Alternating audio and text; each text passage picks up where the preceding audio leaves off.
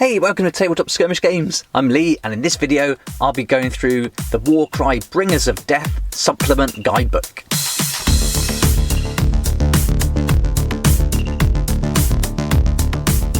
So here's our Bringers of Death Supplement Guidebook, and this came out with 3 other books in December 2020, and that includes the Harbingers of Destruction, the Sentinels of Order, and the Agents of Chaos.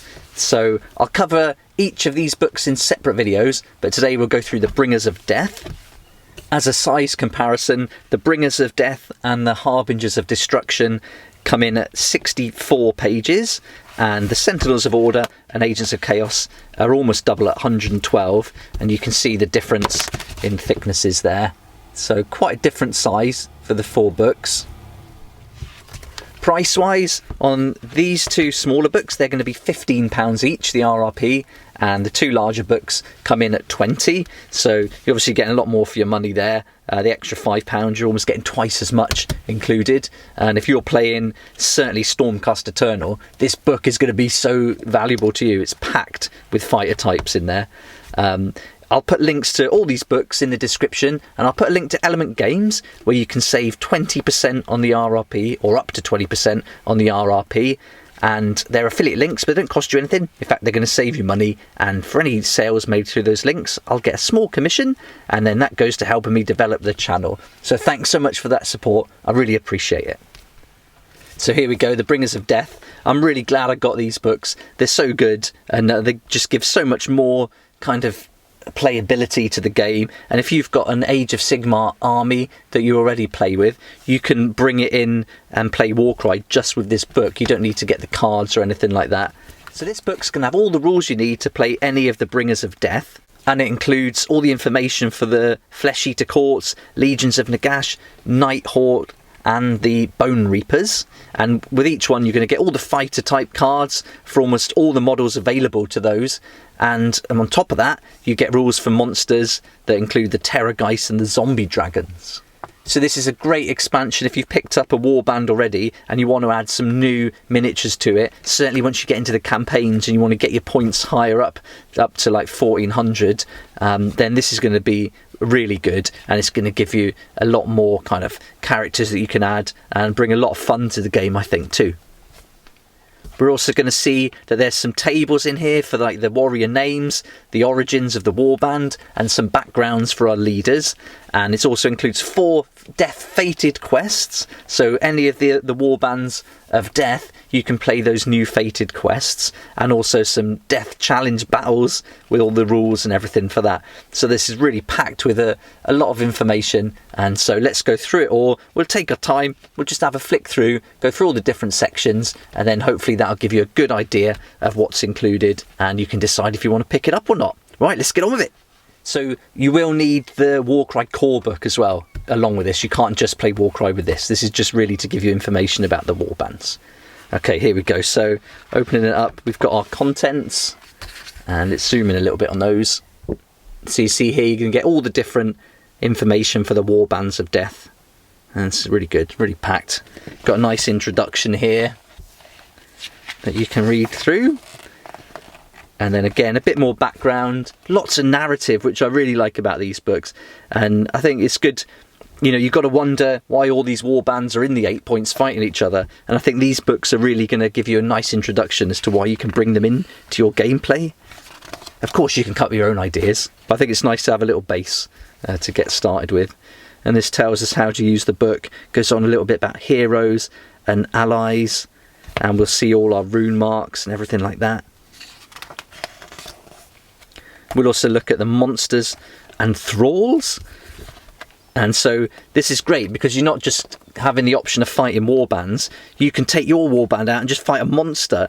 So again, if you've got an Age of Sigmar army with some of these big models, you can just fight one of them. And that's really fun. That's going to be really interesting to do. So here we are, we can see like it's going to give our monster hunting abilities, so you get some extra special rules for those kind of fights and battles, and then monster abilities there for the monster. So I guess really, using the rules in here, you could use any miniature and just kind of tweak it so that it fits your narrative and it fits the rules, and that's really fun. But here it gives you the Terrorgeist and the Zombie Dragon.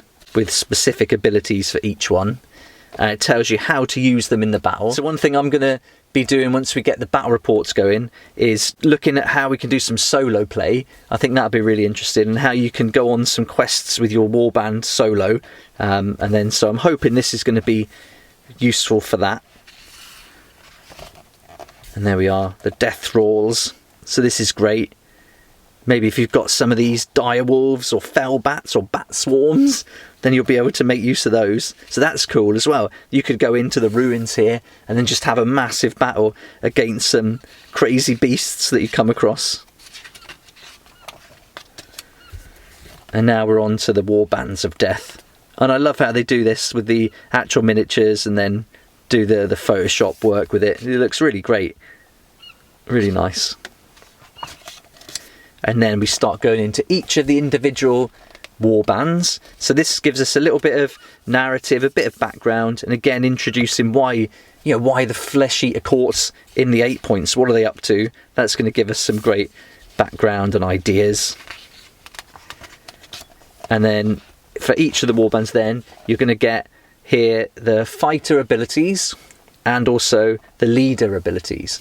And some of these are going to be, or most of these are going to be included in the Warcry warband if you pick those up.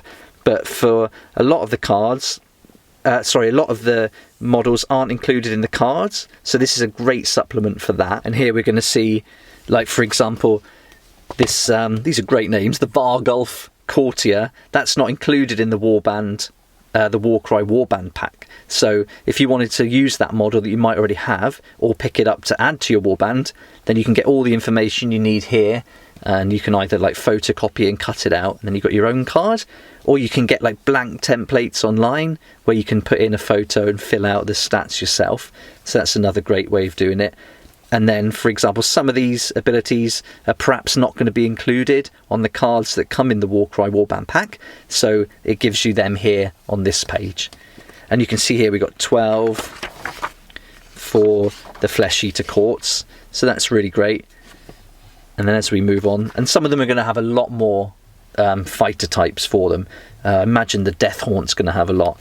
And if you get the other book, the Stormcast Eternals has just got an insane number of fighter type cards, and it's really useful if you've got that army. And here we've got the Legions of Nagash. Again, really great. I love this. It's so good, the photography. And then we've got our abilities for the leader and for the normal fighters. And then there's a lot more cards here than you get in the pack. We've got 3 pages here. So I've recently done an unboxing review of the Legions of Nagash. So if you're interested in picking that up, check out my other video and you can have a real good look in detail at what's included. And now we're on to the Night Haunt. And now imagine a lot of people have got Night Haunt if they play Age of Sigmar. So this is going to be really useful if you want to get started with Warcry and you can bring in your army from Age of Sigmar and get stuck in right away. And here we go, we've got lots of leader abilities, fighter abilities. We've got 6 cards here. And then we've got another 6, another 9. Is there any more? No, that's it. So we're getting quite a lot there. We're getting, what, 21 different ones. So this should give us loads of options for bringing in lots of different miniatures. And it's also going to give us lots of different tactics as well. I think if you just stuck to the same few fighters, it could get quite like boring after a bunch of games. But with so many options available in these books now, you can just go with completely different warbands, or you can have a big roster with a variety of different fighter types. So all up is just going to add to the fun, eh? So here we go. Here's the Bone Reapers now. I know nothing about these Bone Reapers, but they do look great. So again, we've got our background there. Why the Bone Reapers in the 8 points? This will tell you why, I imagine. And then here again, the same with the cards. So we've got 6 cards there, 12, 18. So we're getting 18 different fighter type cards for the Bone Reapers. Now we're on to the background tables. And this is really cool. I mean, the narrative play of Warcry is what I was really drawn to, as well as the rule set, which I think is brilliant. The whole narrative style of play is what I like about it. It reminds me a lot of Dungeons and Dragons, but where it's all action. So, and that's the part me and my son like when we used to play Dungeons and Dragons, is the kind of fighting and the battles and all the different monsters that you can come across. But I think doing it as a warband rather than individual miniatures is even better, and you can like build your little team up and go fighting in the 8 points against all these different beasts and monsters and other warbands from different races. I think it's great fun, and these background tables are going to work to help us kind of develop that narrative and give us somewhere to kind of get started with. Of course, you don't even need to use them. You can come up with your own background tables. That's something that we'll be doing, and that's going to be fun as well. But here we go. So you're going to get tables for each of the different war bands. And so here you go. For the Flesh Eater Courts, we get first names. So you just roll a d10 to choose that. You get last names. You get their origin. And for your leader or favoured warriors, usually a champion or just one that you like the most, you get a little bit more background there as well. And these are really fun. So you can start developing all your different names for your characters, origins for them, and then really go into your leaders and give them just that extra little bit of background. So we've got Flesh Eater Courts, the same tables for Nagash, but obviously personalised for them. Nighthaunt, Bone Reapers. And again, you can add to these names, come up with your own names. There's loads of generators online. Now we're on to the campaigns and challenges, and this is all about fated quests that you can use in your narrative play, and they're designed specifically for the Death Warbands. So any of these Death Warbands can play these fated quests. Look at that, it looks so good, doesn't it? It's going to be so great to fight against these big monsters like this. And here we are, here's our fated quests. And it's just going to tell us all about it. It kind of ties in with the terrain cards here, and so you can use models from the Catacombs set, so that's really great. And it says here as well, if you don't have the scenery from Catacombs, but maybe you've got Ravaged Lands or the older starter set, then you can choose to use those cards instead. And I mean, I suppose you don't even need to use the terrain cards. You can just come up with your own terrain layout, and if you've got some specific terrain that you want to build and play in a game, this is the time to do it. It'd be great. So here's our details about the honour and glory. So when you've completed one of the fated quests, you choose between honour or glory. And if you choose glory, you're going to get an artifact of power. If you choose honour, you'll get an extra command trait. And here we are. It's going to give you some ideas here about what that all means. And it should say at the end of each one what the honour and glory is. And here it tells you, if you choose honour, turn to page 54 to see the outcome and claim a reward, but if it's glory, you go to page 55. And these are really nice. This gives you a little bit of background, nice and short, so you can get right stuck into a game really quickly. And then it's got artifacts of power, command traits, your first convergence. So this is Pieces of the Past, this one's called. Gives you your terrain layout, it gives you your deployment, the victory, the twist. So that's all taken care of you.